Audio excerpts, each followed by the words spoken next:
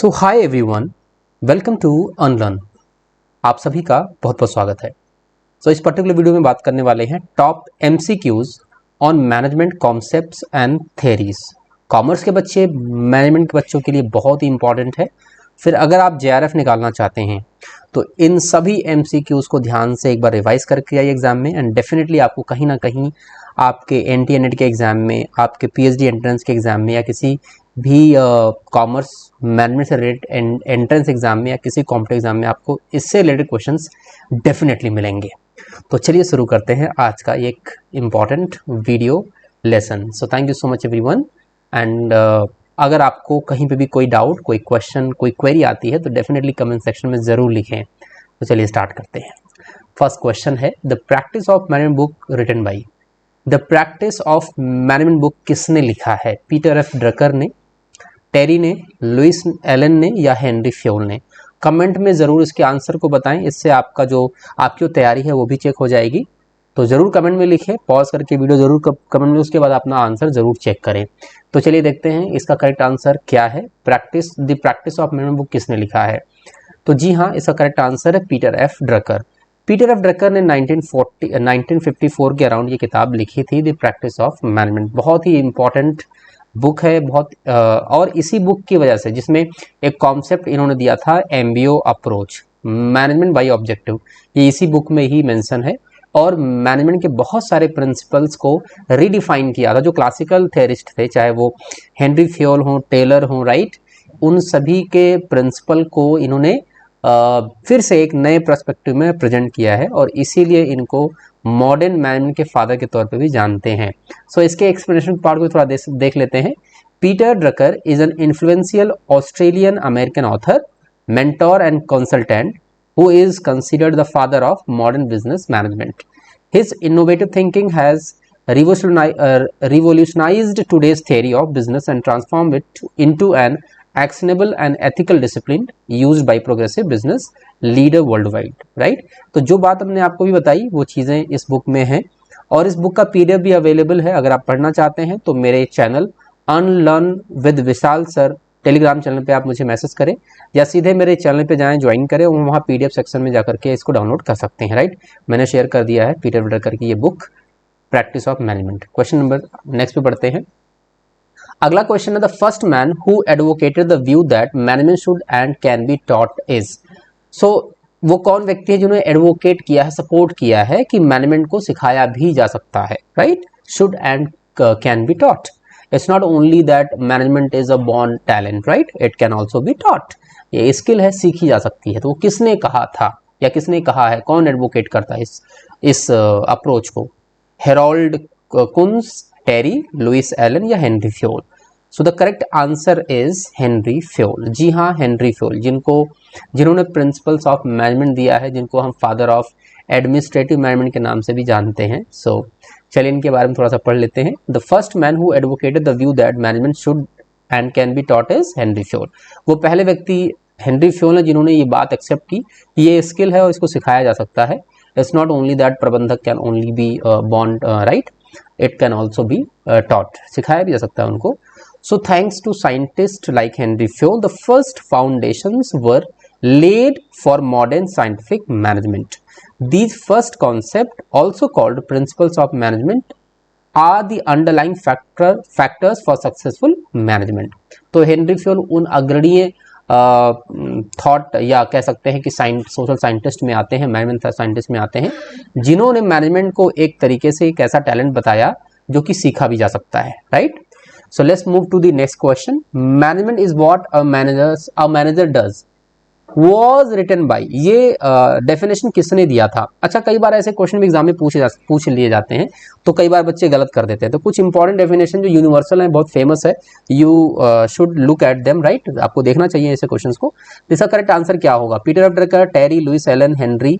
ये हेनरी नहीं है, हेनरी फ्योल है बाई मिस्टेक, ये जो आप देख रहे हैं। राइट, यहाँ पर एक छोटा सा जो डी ऑप्शन है, उस डी ऑप्शन में दे रखा है हेनरी फ्योल। तो वो हेनरी फ्योल नहीं है बच्चा, हेनरी फ्योल ही है, वो हेनरी फ्योल ही है, ठीक है ना।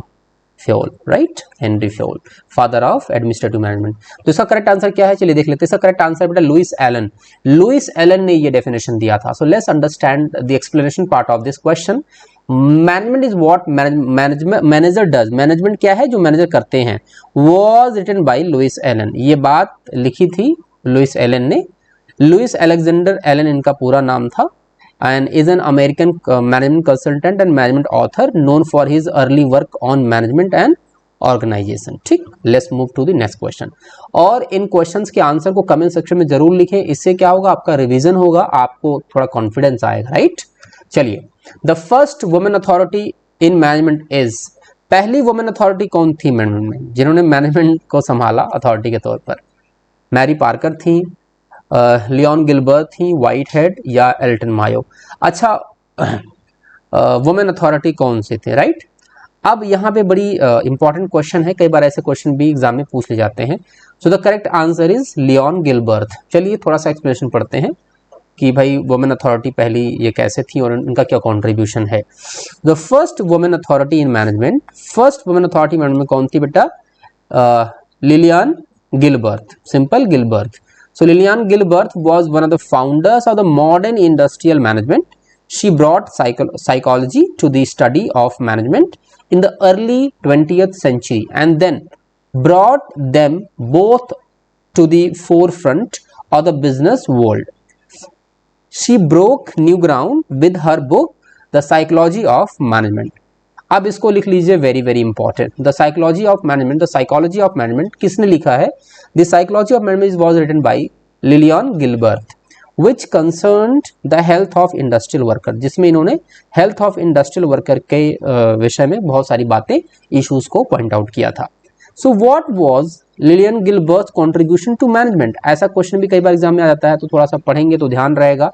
सो फ्रैंक एंड लिलियन गिलबर्ट, अच्छा ये कौन थे? फ्रैंक गिलबर्ट इनके हस्बैंड थे बेटा, ध्यान रखिएगा। Earned an eminent place in the field of management, इनका एक बहुत बड़ा स्थान है मैनेजमेंट के फील्ड में। Their achievement in improving the productivity of worker while simultaneously reducing the fatigue led to the higher profit. Using camera technique, Frank Gilbert collected data from which he identified unnecessary motions. ठीक है ना, इन्होंने camera के technique से, observation technique लगा करके worker के motions को, या जो अननेसेसरी मोशन है जिससे फटीग होता है, तो फटीग स्टडी में काफ़ी बड़ा कंट्रीब्यूशन है। एक तरीके से फादर ऑफ फटीग स्टडी के तौर पे हम फ्रैंक गिलबर्ट, लिलियन गिलबर्ट को जानते हैं। So this can also be a very very important question, इसको भी आपको ध्यान रखना है, राइट। नेक्स्ट क्वेश्चन ध्यान से, अच्छा क्वेश्चन अच्छे लग रहे हो तो आप इस पे कमेंट भी कर सकते हो, राइट, और लाइक भी कर सकते हो डेफिनेटली। और ये क्वेश्चन इंपॉर्टेंट है फॉर श्योर, जीआरएफ के लिए तो बहुत इंपॉर्टेंट है, और ऐसे बहुत सारे क्वालिटेटिव क्वेश्चन मैं लेकर के आने वाला हूं, सो तैयार रहिए आप लोग।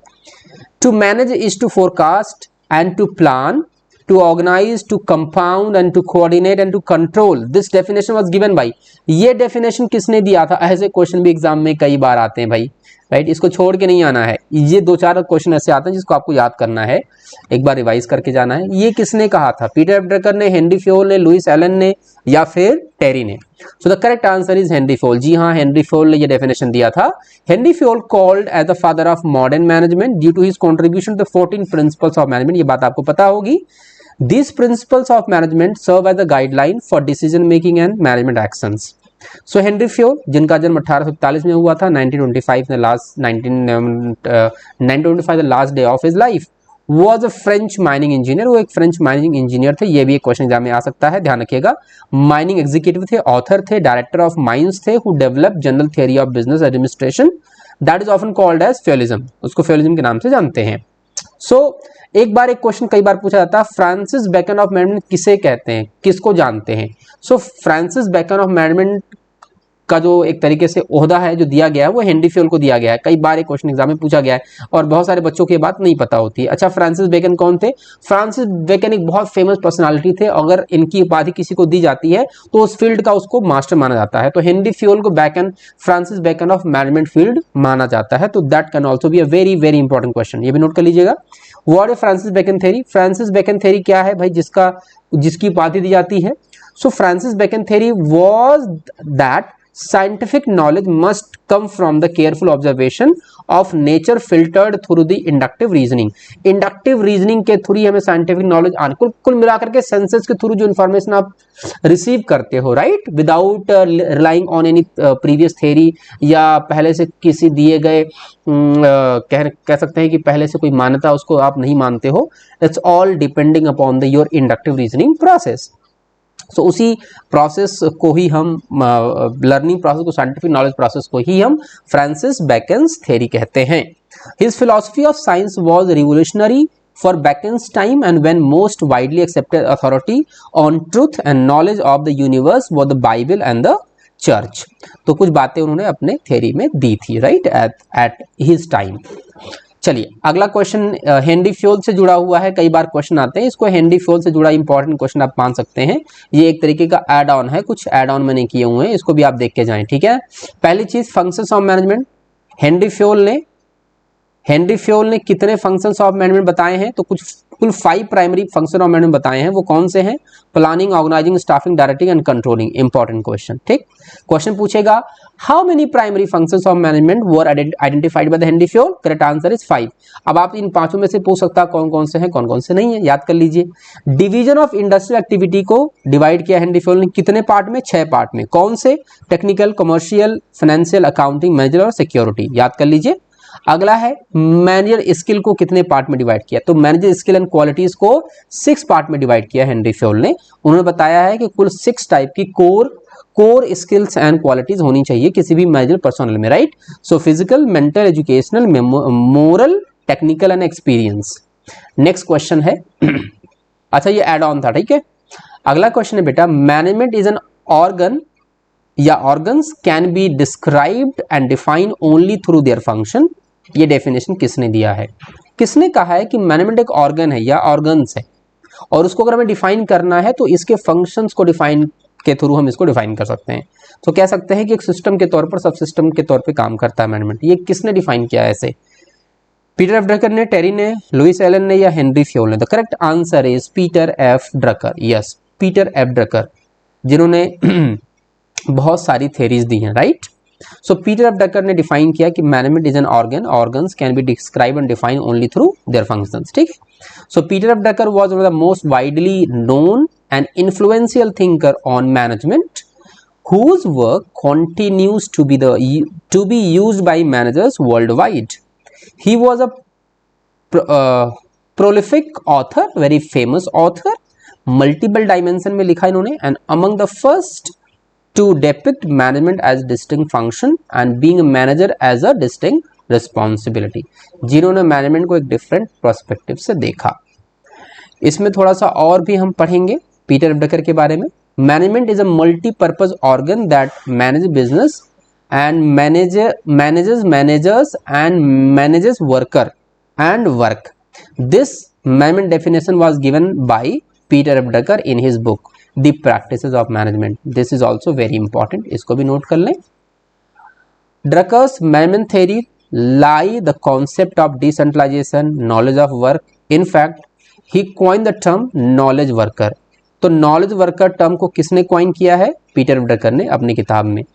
मैनेजमेंट बाय ऑब्जेक्टिव किसने? पीटर एफ ड्रकर ने। The SMART goal method, SMART goal method भी पीटर एफ ड्रकर ने ही दिया है। Decentralization means that manager should empower employ by delegating task.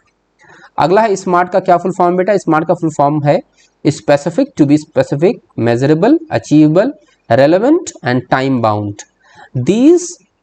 These parameters as they defining these parameters as they pertain to your goal helps to ensure that your objectives are attainable within certain frame of time. तो अपने goals को define करने के लिए smart technique का use किया जाता है। बेसिकली ऑर्गेनाइजेशन के रिस्पेक्ट में बहुत सारे गोल्स होते हैं, ऑब्जेक्टिव होते हैं जिसको आपको पूरा करना होता है। So SMART is a scientific technique to achieve those goals, right. अब अगला क्वेश्चन आते हैं। Management is the art and science of decision making and leadership. This definition was given by Harold Kuntz, Donald J. Kauf, Lewin Allen या Terry. So the correct answer is Donald J. Kauf, right? So a manager has to take various decisions every day for properly running an enterprise. Donald J.C. defined management as management is the art and science of decision making and leadership. Important है, ध्यान रखिएगा.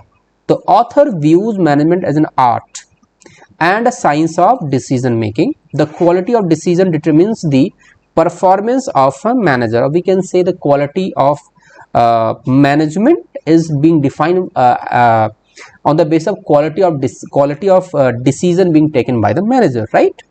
Next question, Luther Gulick classify the function of management as. Luther Gulick ने एक बहुत important acronym दिया है management functions को लेकर के, वो कौन सा है इसमें? POSDORB, पोस्ट डकर, पोस्ट कार्ड, पोस्ट कॉर्ब या पोस्ट डकॉर्ब. तो करेक्ट आंसर क्या है बेटा? पहला है पोस्ट डकर, दैट इज POSDCORB. इसका फुल फॉर्म है P for planning, O for organizing, S for staffing, D for directing, C for coordinating, R for reporting and B for budgeting. This important function being given by the Luther Gulick.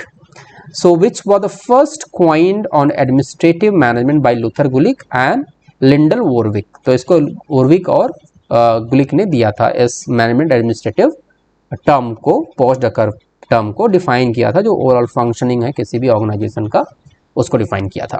So next question, pioneer of human relation is. Human relation management में कौन सबसे pioneer हैं?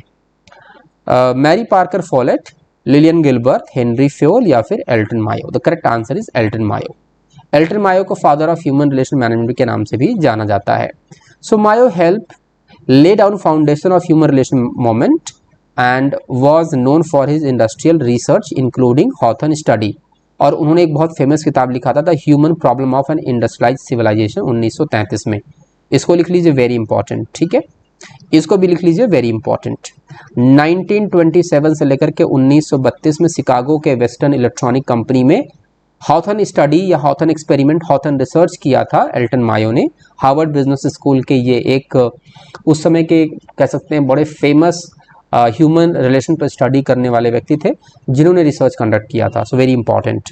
हॉथर्न effect क्या है? The Hawthorne effect refers to the fact that people will modify their behaviour simply because they are being observe. तो Hawthorne effect ये कहता है कि अगर हम किसी को ऑब्जर्व कर रहे हैं, अगर वो व्यक्ति को पता है ये बात, तो अपना बिहेवियर मॉडिफाई कर लेगा. कहने का मतलब है दूसरे के सामने हम कुछ और बनते हैं और जब हम उनके सामने नहीं होते तो कुछ और रहते हैं. सो कुल मिलाकर के पर्सनालिटी डिसऑर्डर को दिखाता है ये चीज़ कि हम दूसरों के सामने कुछ अच्छा बनने की कोशिश करते हैं. इस इफेक्ट को हम हॉथर्न इफेक्ट कहते हैं, right. And this the effect gets its name from the most famous industrial history experiment took place at Western Electronic Factory, जिसके बारे में बता रहा था. Hawthorne suburb of Chicago, that is Hawthorne plant, the late 1920s to the early 30s, that is 1927 to 1932. Okay. अगला question है, Henry Fayol was a French, क्या थे? फ्रेंच इंडस्ट्रियलिस्ट थे, राइटर थे, मैनेजर थे या एक्टर थे? अभी थोड़ी देर पहले हमने आपको बताया था. तो करेक्ट आंसर इज इंडस्ट्रियलिस्ट. वो इंजीनियर थे, इंडस्ट्रियलिस्ट थे. So Henry Fayol was a French mining engineer, mining executive and the author and director of Mines, that industrialist थे, who developed general theory of business administration and that is often called as Fiolism, right. Next question, General and Industrial Management, किसने लिखा था ये किताब? Who wrote this book, right? किसने लिखा था? Very famous. General and Industrial Management was being written by, yes, Henry, Harold Kuntz, Terry, Louis Allen या Henry. It's not Henry, printing typing mistake है. हेनरी फ्योल, क्वेश्चन बनाते समय, type करते समय गलतियां हो सकती हैं.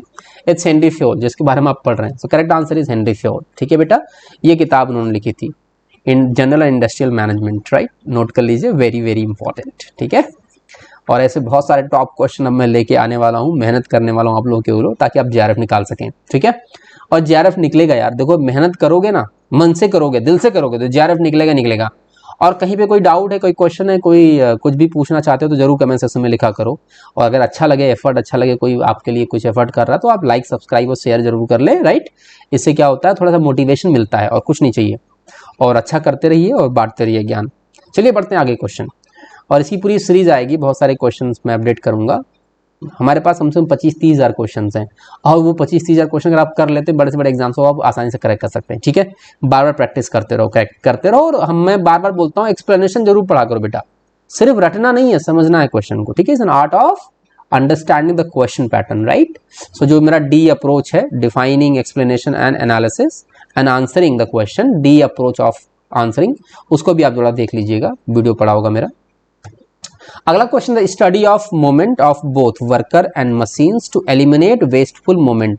उसे हम क्या कहते हैं, हम एक साथ वर्कर की और मशीन के मोमेंट को स्टडी करते हैं, तो उस स्टडी, ताकि हम वेस्टफुल मोमेंट को हटा सकें, तो इसको हम कौन सी स्टडी कहते हैं, फटीग स्टडी कहते हैं, टाइम स्टडी कहते हैं, मोशन स्टडी कहते हैं, या वर्क स्टडी कहते हैं। वेरी इंपॉर्टेंट क्वेश्चन, ठीक है, एग्जाम के पॉइंट ऑफ व्यू से। तो करेक्ट आंसर क्या होगा, कमेंट में जरूर लिख करके बताएं। The correct answer is motion study, इसको मोशन स्टडी कहते हैं, राइट। सो पढ़ के देखते हैं। Motion study refers to study of moments like lifting, putting objects, sitting, changing position, etc., which are undertaken while doing a typical job. Unnecessary moments are sought to be eliminated so that it takes less time to complete the job efficiently and effectively.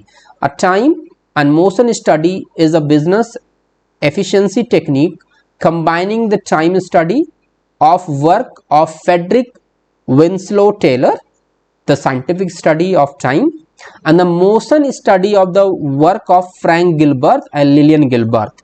Husband wife से बताया था मैंने आपको, the first women authority in management Lillian Gilbert, and it's a major part of scientific management. और ये motion study and time study major part of scientific management का बहुत important part है। This question is very important, ठीक है। Let's move to the next question. The study relating to the fixing the working hour with rest period to recoup the energy while performing a job is called। हम जब fix कर रहे होते हैं, decide कर रहे होते हैं कि किसी काम का वर्किंग आवर क्या होगा, रेस्ट पीरियड्स क्या होंगे, so that the worker can recoup their energy to work efficiently. इस प्रक्रिया को किस नाम से जानते हैं, fatigue study, time study, motion study और work study. Very simple but very important. The correct answer is fatigue study, right. Fatigue मतलब होता है थकावट, थकावट से याद रखना। So in management fatigue study refers to long working hours with sufficient breaks which result in stress, so which is called also called as fatigue. तो fatigue को दूर करने के लिए ही हम फटीग स्टडी करते हैं। तो this has an adverse effect on the health of the employ. Through the study of fatigue one can reduce the level of stress, maintaining an optimum operational efficiency. Who gave the fatigue study concept? किसने दिया था? So the fatigue study, the elimination of humanity's greatest unnecessary waste, as a first step in motion study. This book, one second. So this book was written by Frank Gilbert and Dr. Lillian Gilbert. इनकी wife थे, husband wife थे। सो ये book है, important famous book है, इसको भी note कर लीजिए, इंपॉर्टेंट है। So who is known as father of fatigue study? Yes, Frank and Lillian Gilbert, याद रखिएगा। The first and foremost function of management, management का सबसे पहला फंक्शन कौन सा है? प्लानिंग, ऑर्गेनाइजिंग, कंट्रोलिंग और coordinating. Very very simple, the planning is the first and foremost function of management. Planning के स्टेप को याद कर लीजिए, इंपॉर्टेंट है। प्लानिंग में कुल 4 to 5 या 6 स्टेप्स होते हैं, कई बार कई स्टेप कंबाइन कर जाते हैं, बट मेजॉरिटी में अगर देखोगे आंसर में तो 6 to 7 स्टेप होते हैं। Starting organisational objective, list alternative channel of reaching objective, develop premises on each alternative listed objective, select the best alternative which fits into organizational objective. Fourth, fifth, prepare a sound plan out of selected alternative. This will be a master plan which contain various functional plan, ठीक है, and implement the design planning process. These are the steps. लिख लीजिए, very important, कई बार पूछा गया है। Very simple. Planning lays down the overall objective, strategies and policy for the total enterprise. उसे हम क्या कहते हैं? द प्लानिंग ऐसा प्लानिंग जो ले डाउन करता है ओवरऑल ऑब्जेक्टिव को, स्ट्रैटेजीज को एंड पॉलिसीज को, पूरा टोटल एंटरप्राइज का। तो उसे हम कौन सी प्लानिंग कहते हैं? कारपोरेट, डिवीजन, यूनिट या department?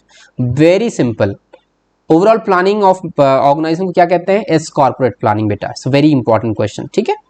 So the corporate plan is similar to strategic plan, but difference is that corporate plan guide is a more complex company with multiple business units or subsidiaries.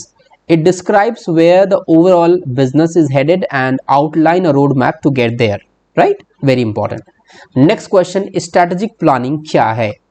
Strategic planning जो बहुत ज़्यादा competitive environment में business काम करता है तो हमें strategy की जरूरत पड़ती है. And strategy unique kind of plan, very scientific, very rigorous kind of planning system which is being developed on the basis of multiple factor in a very competitive dynamic business environment. तो ये एक long term planning है, medium term planning है, short term planning है या annual planning है, आपको बताना पड़ेगा स्ट्रेटेजिक प्लानिंग कैसा प्लानिंग है. So is very very simple but very important. The right answer is long term planning. Strategic planning long term planning और स्ट्रेटेजिक प्लानिंग जो होता है बेटा वो टॉप लेवल मैनेजमेंट करता है, एडमिनिस्ट्रेटिव लेवल करता है. सो थोड़ा सा एक्सप्लेन पढ़ते हैं. Strategic planning the process in which an organization's leader define their vision for the future and identify their organization's goal and objective. ठीक. The process include establishing the sequence in which those goals should be realized so that the organization can reach its stated vision. Strategic planning process में mission statement होता है, vision statement होता है, strategic drivers होते हैं, the key drivers of strategic plan, crucial business issues होते हैं, right, critical success factors होते हैं, स्वॉट एनालिसिस होता है, that is strength weaknesses and opportunity threat profile analysis, long term objective decision होता है एंड टैक्टिकल इनिशिएटिव ले जाते हैं. Tactical initiative is a kind of short term plans or a kind of short term initiative been taken to achieve the goal, right? Very important. Strategic planning very important for management and commerce student. Next question, the assumption about future derived from forecasting and used in planning are known as. assumption होता है about future जो कि derived होता है forecasting से, जो हम planning में यूज करते हैं. तो ऐसे प्लानिंग assumptions को हम क्या कहते हैं, वो assumption क्या कहलाते हैं? Planning premises, freehold premises, business premises, corporate premises. Question is very important, very simple. Correct answer is planning premises कहते हैं उनको. So planning premises a set of assumption होता है that are being derived from the forecasting the future. So it is a logical and systematic estimate of the future factor that can affect planning. So planning premises provide a background against which the estimated event take place. These are the events that affect overall planning process. ठीक है. Next question. Goal, aims, purposes, missions and target are also known as. Goals को, aims को, purpose को, mission को, target को हम अगर एक स्टेटमेंट में डिफाइन करें तो उसको किस नाम से जानते हैं? ऑब्जेक्टिव, स्ट्रेटजीज, पॉलिसीज या रूल्स? इंपॉर्टेंट है. ठीक है. The correct answer is objective. ठीक है बेटा, ये सारी चीजें ऑब्जेक्टिव में कवर होती हैं आपकी. Goals, aim, purpose, mission, target. ठीक है. They are the sub part of the objective statement. ठीक है. अगला question, the chronological sequence of steps to be undertaken to enforce a policy and to attain an objective. कह रहा है उस chronological sequence के स्टेप्स को बताइए जिसमें हम लोग इन्फोर्स करते हैं किसी पॉलिसी को end to attain the objective. उसे क्या कहते हैं हम? ऑब्जेक्टिव, स्ट्रैटेजी, प्रोसीजर या rule? Very simple but important ये भी है. Yes, correct answer is procedure कहते हैं उसे बेटा. So a procedure is a series of step taken together to achieve the desired result. So it's a particular way of accomplishing something as in a repetitive approach, process or cycle to accomplish an end result, right? So very important है. देखिए, जब आप question practice करें बेटा, कोई चीज़ आपको ना पता हो, जिसके बारे में नहीं पढ़ा है आपने, सो नोट कर लें और रिवीजन ज़रूर कर लें और उसके बारे में ज़रूर डिटेल में पढ़ें. देखो, अगर आपको कॉन्सेप्ट समझ में आ रहा है ना, और कॉन्सेप्ट आ गया तो क्वेश्चन कहीं से भी घुमा फिरा के पूछेगा. इसीलिए मैं कहता हूँ explanation is important. It's not about just cramming the multiple questions. रट्टा नहीं मारना है. इट्स नॉट अबाउट रट्टा मारना. ठीक है. It's about understanding the pattern of the question, कैसे आते हैं. और कोई क्वेश्चन बार बार प्रैक्टिस करने से बहुत सारे ऐसे क्वेश्चन होते हैं जो कि आपकी अंडरस्टैंडिंग को इंप्रूव कर देते हैं. So let's move to the next question. अगला क्वेश्चन है a statement of expected result. किसी भी एक स्टेटमेंट है जो एक्सपेक्टेड रिजल्ट को दिखा रहा है, एक्सप्रेस्ड इन न्यूमेरिकल टर्म्स. मतलब वैल्यू में दिखा रहे हैं, नंबर में दिखा रहे हैं, for a definite period of time in the future, किसी फ्यूचर टाइम पीरियड के लिए, उसे हम क्या कहेंगे? It's called objective, strategies, procedure या बजट। बहुत सिंपल है, it's called budget, right? The correct answer is budget. Budget में क्या करते हैं हम लोग? एक्सपेक्टेड रिजल्ट को दिखाते हैं ना कि हमारा बजट क्या होगा, हमने इतना सेल कर देंगे तो इतना प्रॉफिट हो जाएगा, इतनी हमारी रेवेन्यू जनरेट होगी, इतना एक्सपेंडिचर होगा, वगैरह वगैरह, यही तो होता है बजट हमारा। तो बेसिकली एक्सप्रेस करते हैं नंबर्स में हम, जो कि किसी फ्यूचर टाइम पीरियड के लिए होता है, और उसी बजट के हिसाब से जब हमारा फाइनल बजट आता है, एक्चुअल बजट या एस्टिमेटेड बजट होता है, तो उसका हम कंपेयर करते हैं और फिर निकालते हैं कि भैया इसमें क्या क्या हमारा वेरिएशन आया, करेक्शन करते हैं, फिर ठीक है स्टेप्स लेते हैं। तो बजट इसका आंसर है। अगला, the process of establishing a time sequence for a work. किसी भी वर्क के लिए अगर हम टाइम सीक्वेंस फिक्स करें कि भैया एक काम है ये 5 घंटे में पूरा होगा, 1 घंटे में ये काम होगा, 1.5 घंटे में ये काम होगा, 1 घंटे में ये होगा, 1 घंटे में ये होगा, इस तरीके 5 आवर लगेंगे। इस डिफाइनिंग सीक्वेंसिंग प्रोसेस को क्या कहते हैं? शेड्यूल्स, प्रोसीजर, बजट या ऑब्जेक्टिव? वेरी सिंपल, शेड्यूल कहते हैं इसको, ठीक है बेटा। शेड्यूल जो भी शेड्यूल कह दिया, शेड्यूल कह दिए, जो भी आप कहते हो। सो इस शेड्यूल में a plan that gives a list of event और task and the times at which each one should happen or to be done. So he has been forced to adjust his schedule. We both have such hectic schedule. So ये सारे statement बताते हैं ना कि भाई schedule basically आपके working time period को दिखाता है कि कौन सा काम किस समय, कौन सा इवेंट कंप्लीट होने वाला है। So let's move to the next question. और क्वेश्चन के आंसर को कमेंट में जरूर लिखते जाएं ताकि आपका रिवीजन होता रहे।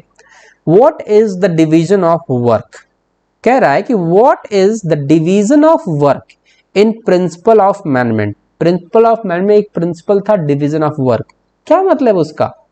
Workers are given a specialized task to do, या फिर necessary to ensure that managerial commands are carried out, C, needed within an organization for it to run effectively, or D, an employee should have only one boss। Which one is the correct explanation of the division of work? The correct answer क्या होगा बेटा, जल्दी बताओ। Correct answer yes, A होगा। The worker are given specialized task to do। भाई साहब, जिसको account आती है उसे अकाउंटिंग कराओ, जिसको फाइनेंस आती है उसको फाइनेंस मैनेजर बना दो, ठीक है। जिसको इंजीनियरिंग आती है उसे इंजीनियरिंग वाले टास्क कराओ, जिसको मैकेनिकल वर्क है उसे मैकेनिकल वर्क दो, जो लेबर है उसे लेबर वाले काम कराओ। इसे ही कहते हैं specialization and division of work. The main principle of management depend upon the hypothesis। ये assumption है that assuming a worker is given a particular errand to do, right, या task to do, they will turn out to be more productive and talented in it। This is again a performing various task culture where a worker is given such countless errands to do without moments delay। कुल मिलाकर के इसको अगर मैं define करूं तो इसका मतलब यह है according to the capabilities, according to the talent, skill of the worker, the task will be distributed, right? What is authority? Authority का क्या मतलब है? बार बार आप पढ़ते हो ना authority authority authority। What is authority? Management के प्रिंसिपल में क्या है ये? Worker are given a specialized task, या फिर necessary to ensure that managerial command are carried out, या फिर needed within the organization for it to run effectively, या फिर an employee should have only one boss। Authority का क्या मतलब है? अथॉरिटी क्या करता है? What is authority? So इसका करेक्ट आंसर है बेटा B. So authority is necessary to ensure that managerial commands हैं ये, ठीक है, पावर है ये, are carried out, जो कि किसी ऑर्गेनाइजेशन में carried out होते हैं। So this principle express that the chief necessity is to have the important expert to guarantee that his direction are completed by the representative। उन भाई किसी की बात कौन मानेगा?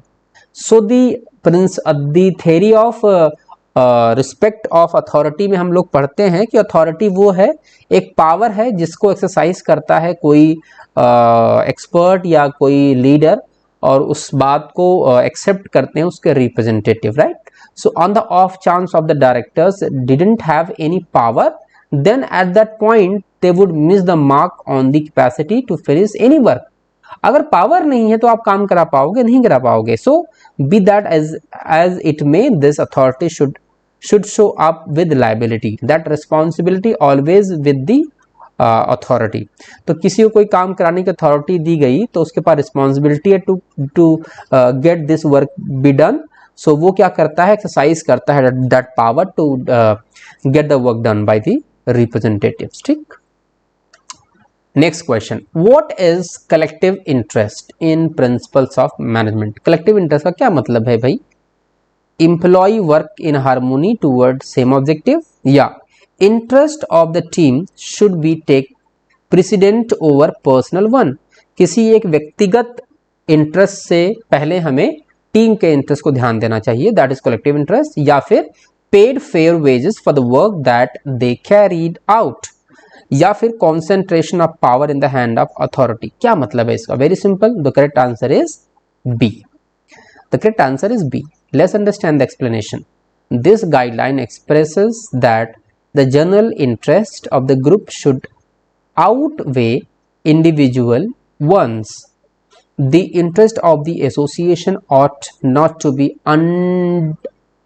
undermined by the interest of the person, that is individual interest. If anybody denounces any authority, the association will implode। कहने का मतलब ये है कि जो ग्रुप इंटरेस्ट है वो सर्वोपरि है किसी भी इंडिविजुअल इंटरेस्ट से। So this is all for this particular video. इस वीडियो में बस इतना ही डिस्कस करेंगे एंड आई होप कि आपको मजा आया होगा। कुछ बहुत टॉप इंपॉर्टेंट क्वेश्चंस आपने डिस्कस किए। इसका जो नेक्स्ट पार्ट है आपको बहुत जल्दी मिल जाएगा। एंड ज़रूर एक काम करें, आपको क्वेश्चन अगर पसंद आ रहे हो तो ज़रूर लिखें, सपोर्ट करें, मोटिवेट करें, so that I can give you the most qualitative MCQ practice session, जिससे कि आप मैनेजमेंट में एटलीस्ट कितने नंबर का होता है? 200 नंबर का। ठीक है, 200 नंबर का 100 क्वेश्चन आते हैं और 100 क्वेश्चन आते हैं और 2 नंबर का होता है, तो 200 नंबर के आते हैं। ठीक है जी, और 50 क्वेश्चन आता है वहाँ पे, तो 100 नंबर के यहाँ कुल मिला के 300 नंबर का पेपर होता है। तो 200 नंबर में मैं कह रहा हूँ 180 वगैरह या फिर 170 के आसपास अगर यहाँ पहुँच जाते हैं तो बहुत अच्छा चांस होगा कि 230 प्लस मार्क्स आप लेकर के आएँ और JRF with all India rank आप ले सकें। इसके लिए बहुत ज़रूरी होता है कि बहुत अच्छे तरीके से, क्वालिटेटिव तरीके से थ्योरी भी पढ़ें और एमसीक्यू प्रैक्टिस करें। और इसीलिए मेरी कोशिश है कि मैं बहुत सारे dimensions per unit wise MCQ question practice कराऊंगा, both for the commerce and for the management. Thank you so much everyone. Thanks for your time and wish you all the best. See you all in the next video. Thanks for